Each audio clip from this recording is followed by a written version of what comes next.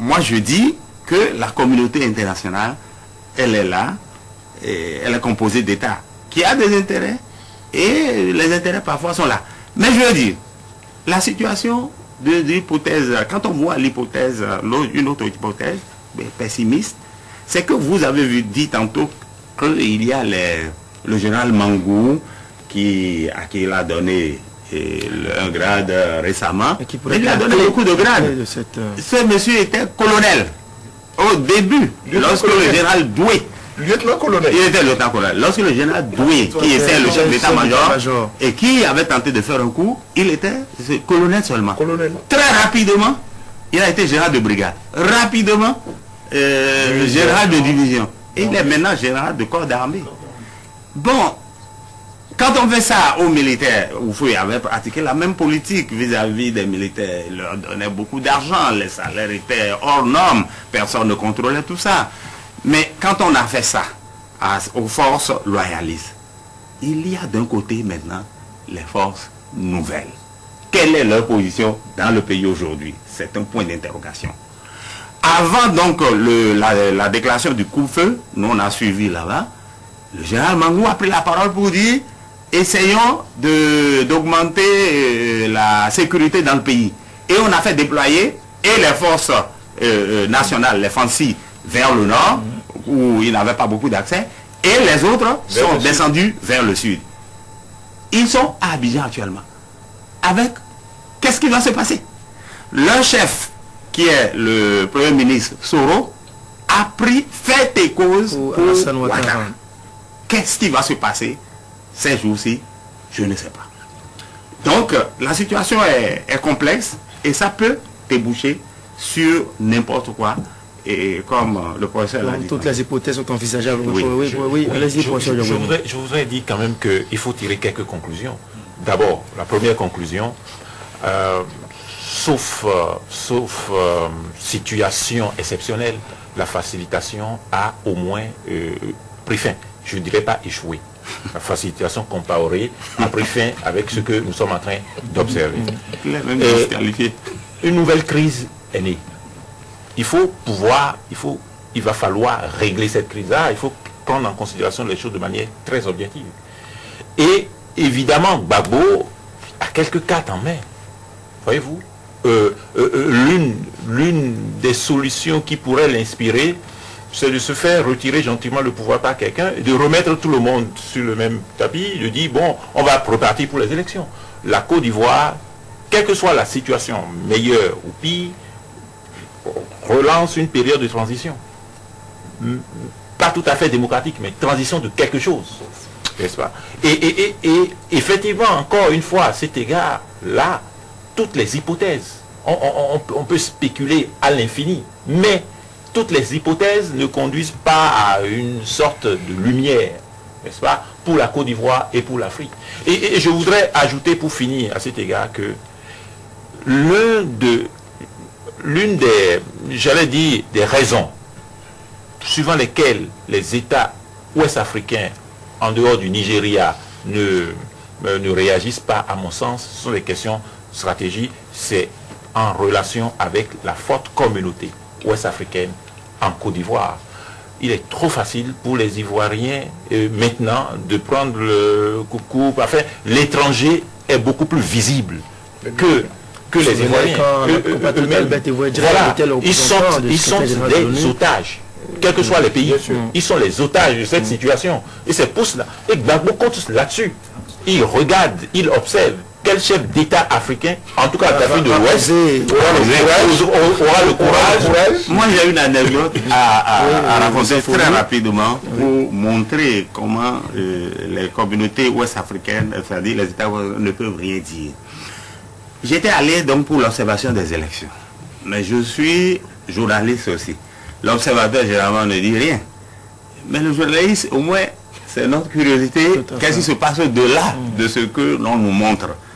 Moi, j'ai pris ma caméra 3 jours avant les élections.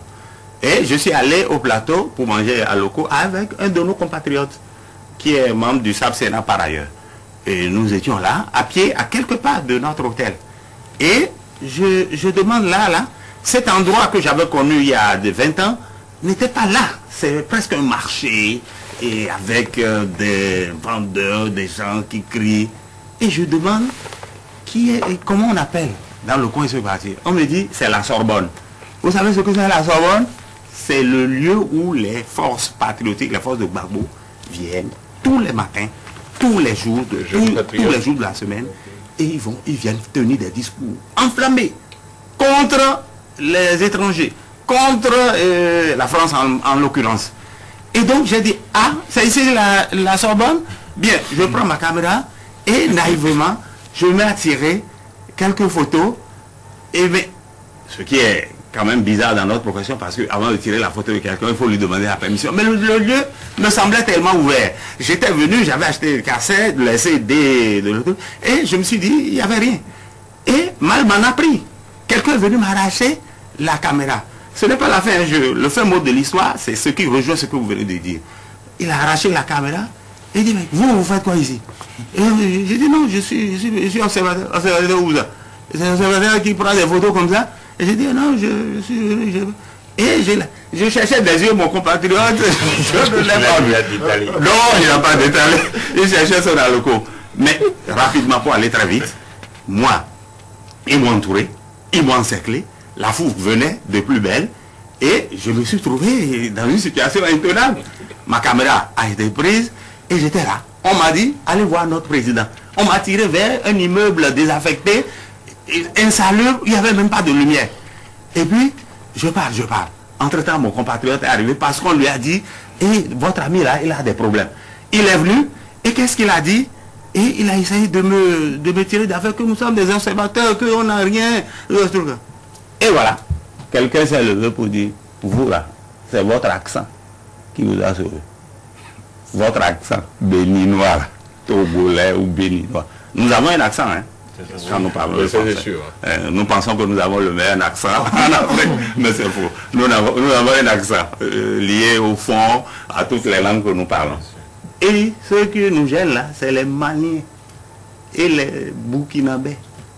Et puis le Sénégal, si vous étiez Sénégalais, pourquoi? Parce qu'il a reçu Ouattara récemment. La réaction a été très très vive. Il dit, nous on les attend, c'est eux. Mais vous avez la chance, le Bénin, on n'a pas de problème avec vous, vous pouvez partir. C'est comme ça qu'ils nous ont laissé partir. C'est pour dire que quoi? Ouattara et Ouad s'est tué ces derniers temps, parce que sa réaction en recevant l'opposant Ouattara a été tout à fait là. Les gens ont voulu ameuter la communauté, et la communauté sénégalaise en Côte d'Ivoire s'est même fendue d'un communiqué de presse pour dire ils n'ont rien à voir avec ce que le président dit là-bas, c'est différent, nous on est ici, tout se passe bien, nous avons de bonnes relations. C'est pour vous dire que Gbagbo et les siens jouent aussi sur ce sentiment chauvin contre les étrangers. C'est une constance. Ah oui, il tient à ça, et c'est pour ça que nos chefs d'État se taisent. Mais certains se taisent aussi, parce qu'ils voient. Il y a des enjeux, oui. Ils sont pas bien placés. Si ça marche chez Gbagbo, et demain... Faites allusion à quel pays particulièrement? Oh non, suivez mon regard. Moi je suis votre regard, je ne vois rien. Aux pays du monde qui sont dans les processus démocratiques. Du Bénin par exemple. On peut semer la même pagaille à la Sénat. Oui, votre regard. J'ai suivi votre regard. J'ai suivi votre regard et ça m'amène entre autres sur un pays comme le Bénin. Je voudrais qu'on en parle aussi. Alors ma question, Joël Ataï-Kétégbé, c'est celle-ci. Est-ce que ce qui se passe en Côte d'Ivoire pourrait nous arriver aussi dans notre pays? Il faudrait vraiment que nous le voulions. Nous avons tous les moyens d'éviter cela. Il est encore temps, en tout cas, de se ressaisir et de mettre de côté les ingrédients qui ont produit la situation ivoirienne, à moins que nous la désirions. Et si nous la désirons, bon, nous ne pourrons rien. Et c'est aussi ça. Nous avons encore la faculté de choisir la voie du salut, la voie authentiquement démocratique. Et cela implique que ce ne soit pas que les majorités acquises dans telle ou telle institution ne soient pas considérées comme des fins en soi. Ça, c'est fondamental. Et nous devons pouvoir nous le rappeler tout le temps. Si l'enjeu, c'est de nommer des gens, d'en faire des obligés, si c'est de contrôler à tout prix les institutions démocratiques qu'on s'est données en les vidant de leur contenu, nous n'y sommes pas.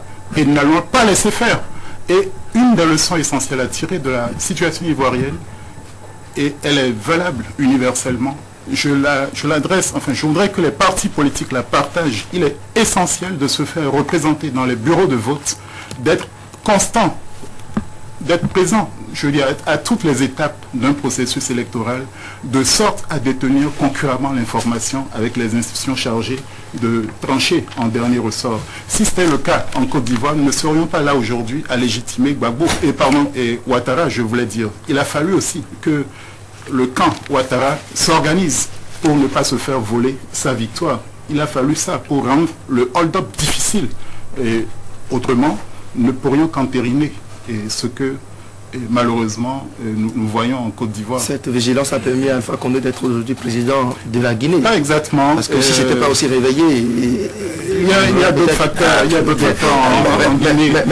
J'insiste là-dessus parce que bien souvent les partis politiques négligent cette possibilité qui leur est donnée d'être concrètement à toutes les étapes d'un processus et de se défendre comme il se doit. Et je ne suis pas sûr non plus qu'en Côte d'Ivoire, les règles qui ont été mises en place aient été les plus appropriées. Et vous avez dit que la CEI n'a pas été en mesure de donner les résultats sur le premier tour. Nous devons aussi nous interroger sur ces délais que nous donnons parfois et pour savoir si effectivement nous sommes capables de faire un deuxième tour en 2 semaines au Bénin. On a vécu cette réalité-là en 2006. Les sondages, qu'est-ce qu'on en fait? Est-ce que nous pouvons donner instantanément des résultats? En tout cas, nous devons pouvoir nous organiser pour certifier les résultats, Nations Unies ou pas Nations Unies. C'est d'abord notre mission à nous. Oui, Maître Diogounou, vous parliez tout à l'heure de nos conseils, d'abord constitutionnels, conseils et cours constitutionnels. Vous avez parlé de la résistance qu'on a observée à un moment donné au Niger, de la complaisance qu'on voit maintenant en Côte d'Ivoire. Alors, quelles sont, Maître Diogounou, les ressemblances et les dissemblances qu'on pourrait noter entre, par exemple, M. Paul Yaoundé et un certain Robert Dossou? Non, vous n'allez pas me demander de comparer quelqu'un que je connais fort bien, le bâtonnier Robert Dossou, un homme de très grande qualité, avec quelqu'un que je ne connais pas du tout. Donc ce n'est pas possible.